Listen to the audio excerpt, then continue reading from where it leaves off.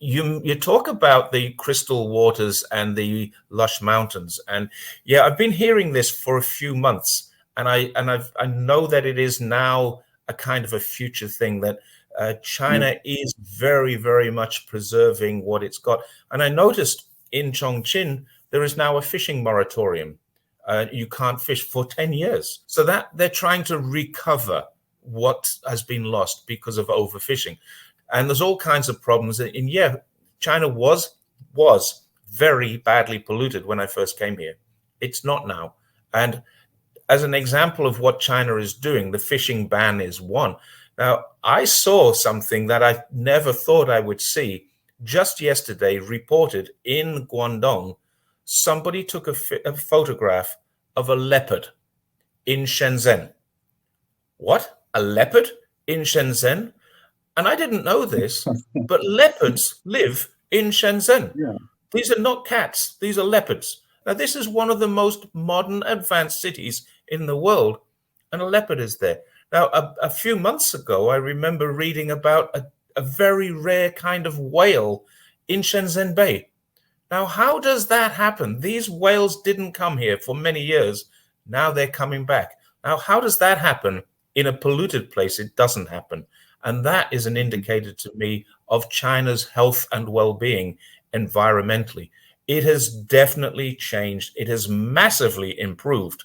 Now, the rest of the world can scream and shout about China's pollution, but China's pollution per capita is minor.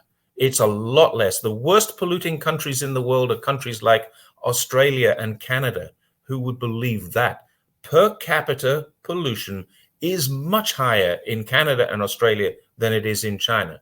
The other thing is Canada and Australia don't have the manufacturing base that China has.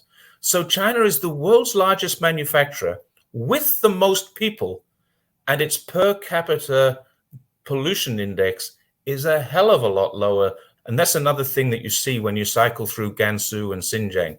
Wind, solar, dams everywhere around the country. So they're using hydroelectric, they're using solar panel, they're using wind, they're using waves. They're doing everything they can to minimize it. And then people say, well, they're still building coal plants. Yes, they are. That's true. But they're also building nuclear plants. And they know that they have a requirement at 2030 to reach peak. After 2030, it will come down. So until 2030, they will continue to use coal power. They will probably continue to use coal power after 2030, but by 2060, that's the target. Very ambitious target, but I'm quite certain every ambitious target that I've ever seen China set for itself, it's achieved. Poverty alleviation was 10 years early. They were going for poverty alleviation by 2030, and they got rid of abject poverty. There's still poor people in China, of course, but they got rid of abject poverty by the World Bank and the World Health Organization standards in 2021. So they're 10 years early. They can do it.